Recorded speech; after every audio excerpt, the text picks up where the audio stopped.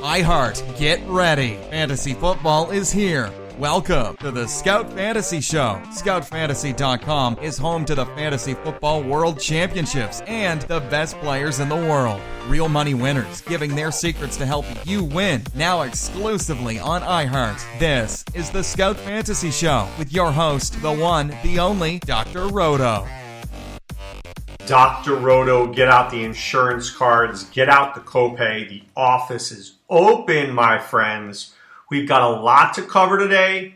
We'll go through the games. We'll go through mining the box scores for Fantasy Gold. But before I begin, let's take a look at some news and notes. So first of all, Terrell Pryor, Chris Thompson, both on the IR for the Redskins. I mean, I don't know where the Redskins go from here. I really don't.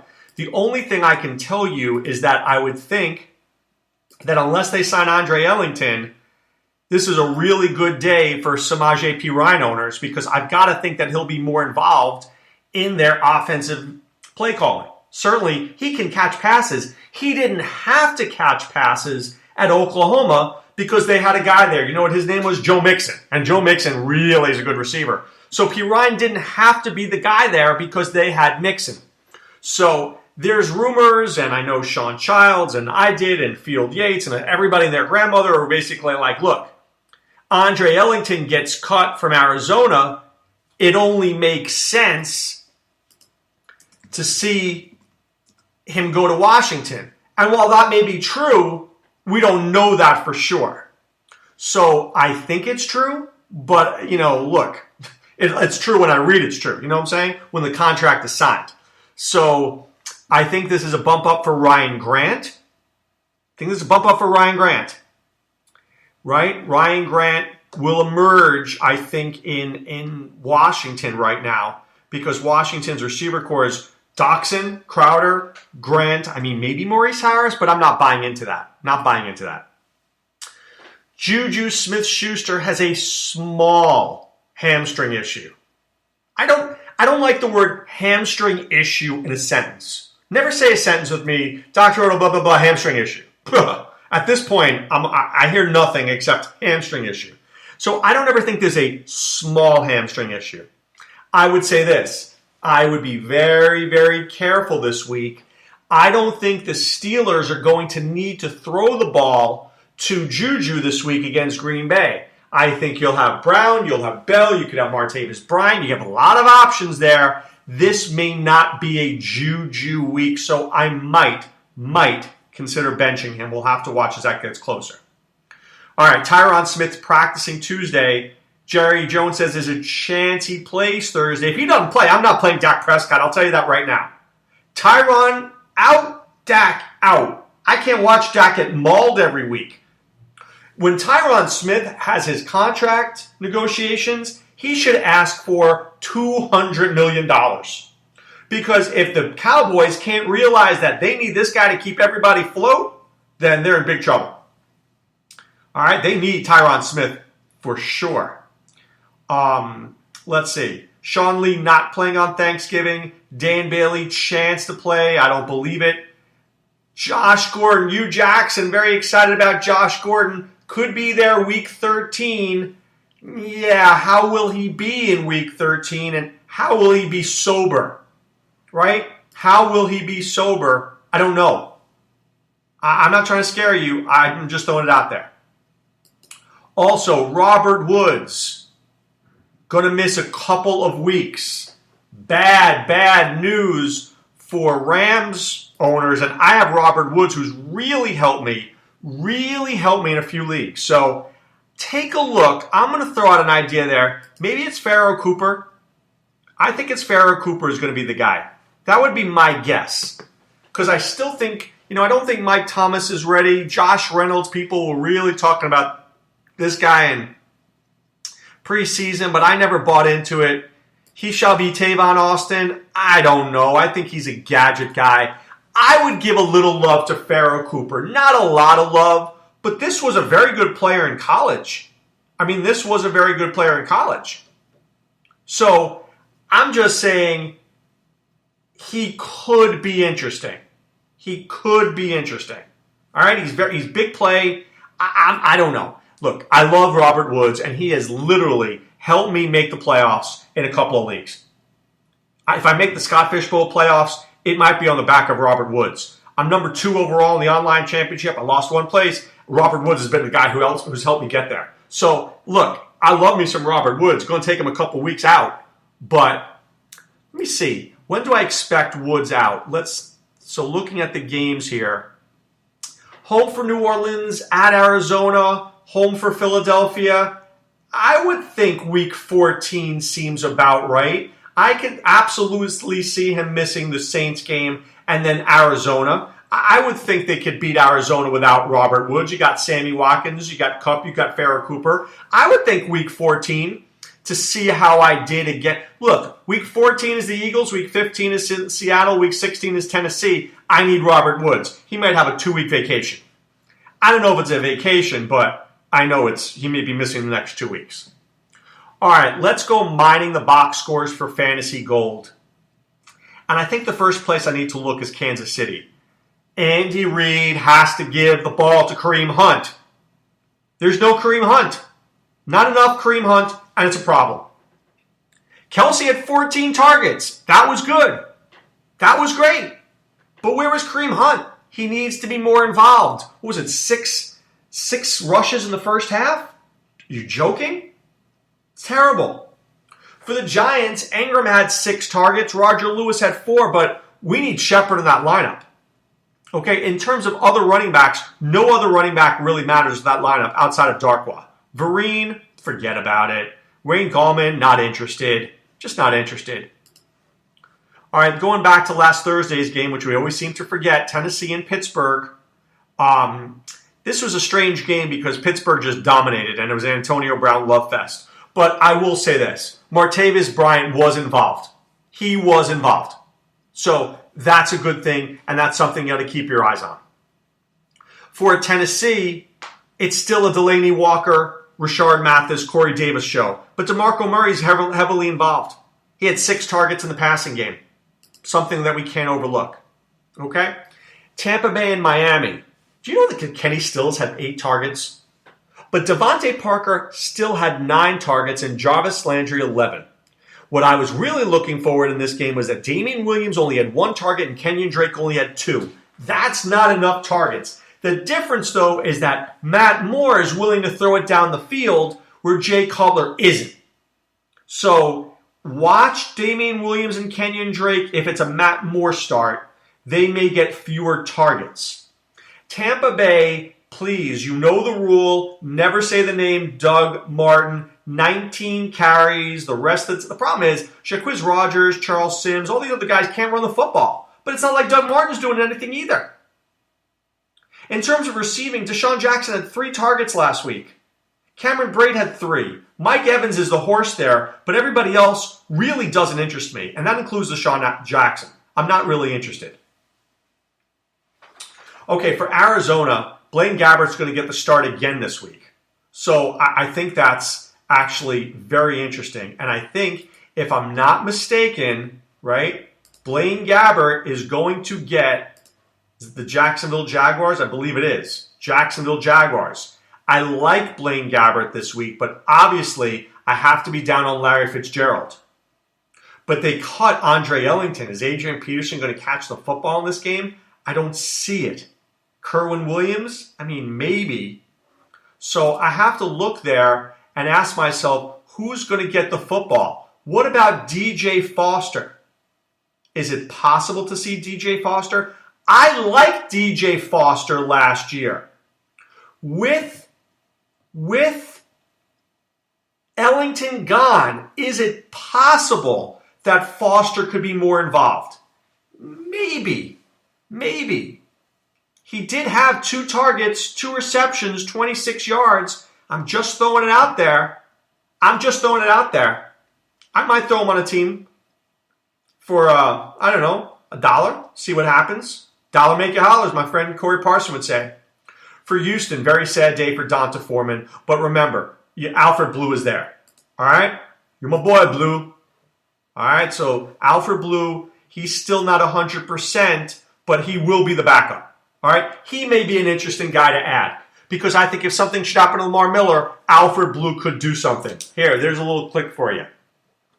Because I don't want to forget Alfred Blue when I do my moves. And remember, Alfred Blue, I expect nothing from him. Nothing. But if Lamar Miller should get hurt, I got a guy. Right? I got a guy. So that's why I'm interested. Okay? In terms of receiving for Houston, Hopkins had 9 targets, Ellington had 7. And there you go. Jacksonville and Cleveland.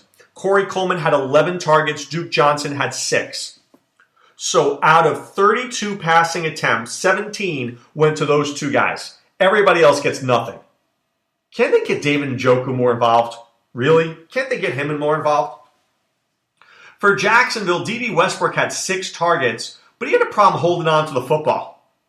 He had a problem holding on to that football. I do like Keelan Cole, and maybe he makes a play this week. I'm just throwing it out there. They're playing Arizona, right? Are they playing Arizona? I think they are. And when they're playing Arizona, I'm just throwing it out there for you. My guess is Marquise Lee sees Patrick Peterson. Could Keelan Cole make a play this week?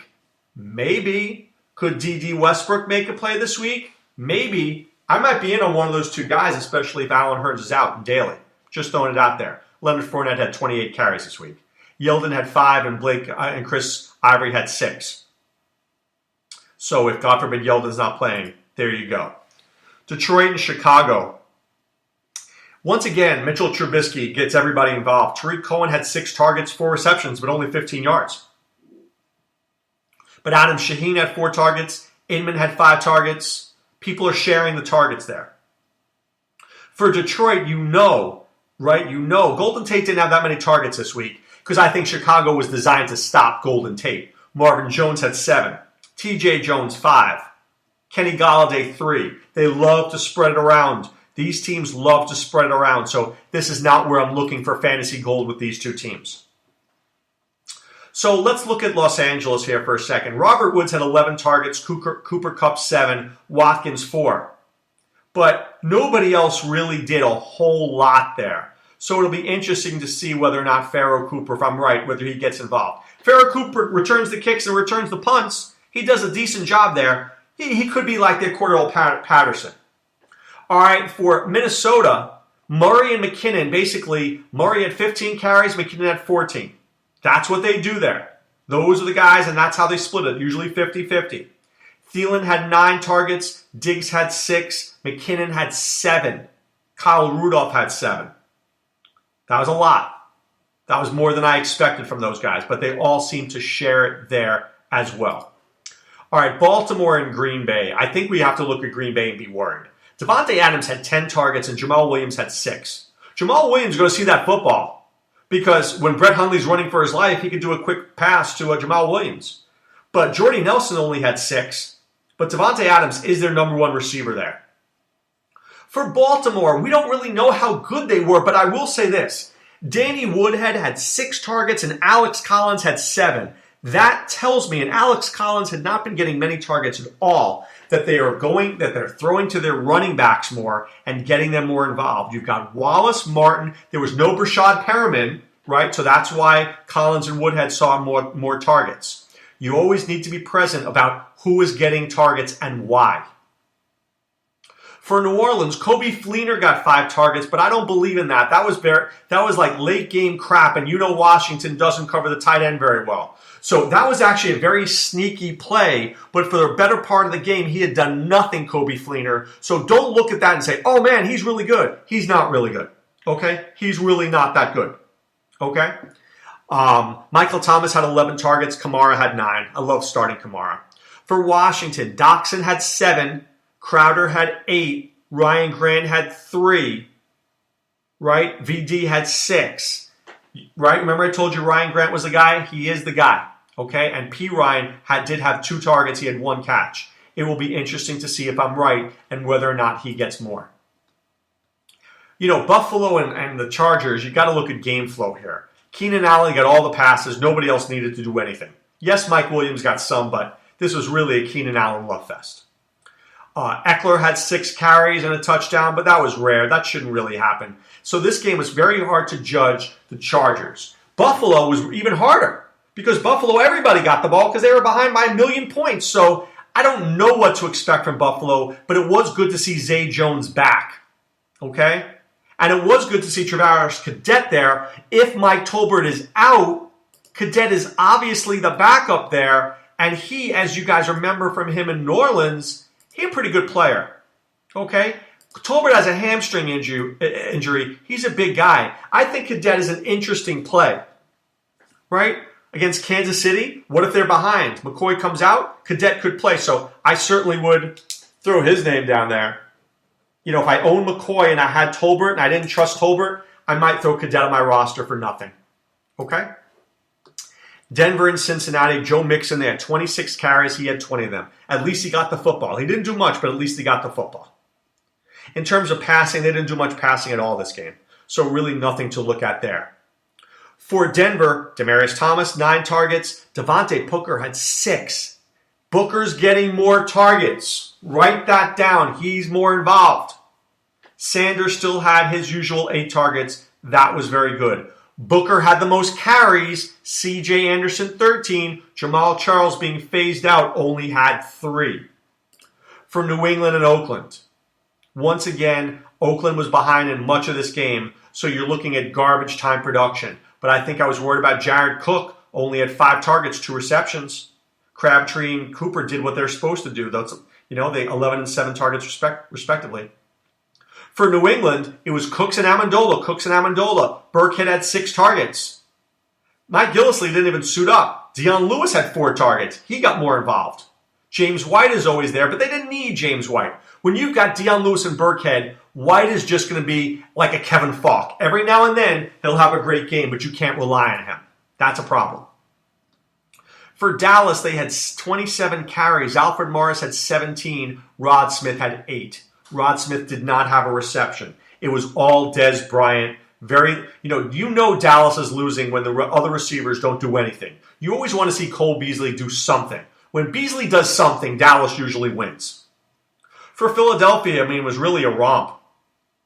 Aguilar saw targets, but didn't do anything. Ertz had 5 targets, but did nothing. Alshon Jeffrey made a play. They just ran the ball. 33 carries. Now listen, Ajayi had 7, Blunt had 13, Clement had 6, Wentz had 6. When you run that effectively, you are going to win games.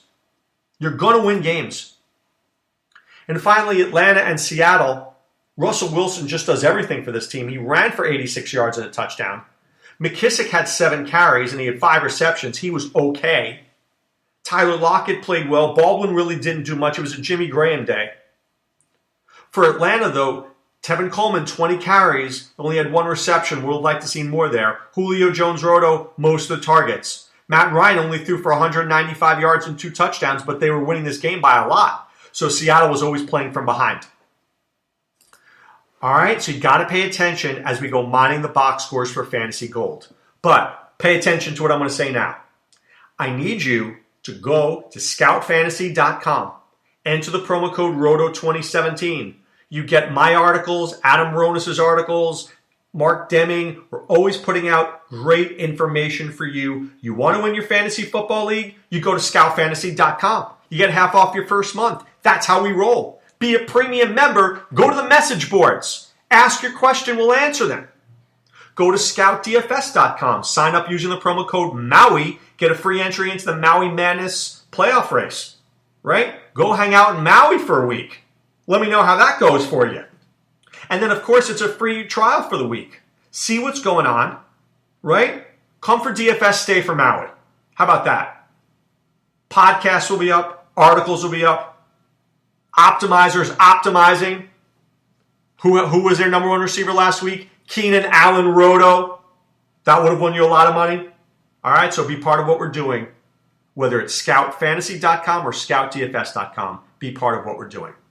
All right, time now to put away the insurance cards, put away the copay. The office is closed, my friends. Back tomorrow with Waiver Wire Wednesday. Got to help you win your fantasy leagues. 2 more weeks. Got to get it done, guys. Have a great day. Be well. Take care. Thanks for listening to the Scout Fantasy Show. There's never been a better time to join the Scout Army. Visit scoutfantasy.com. Use the promo ROTO for 2 months free. And don't forget, fantasy players, please thumbs up the podcast on the iHeart app. See you next time. Go Scouts!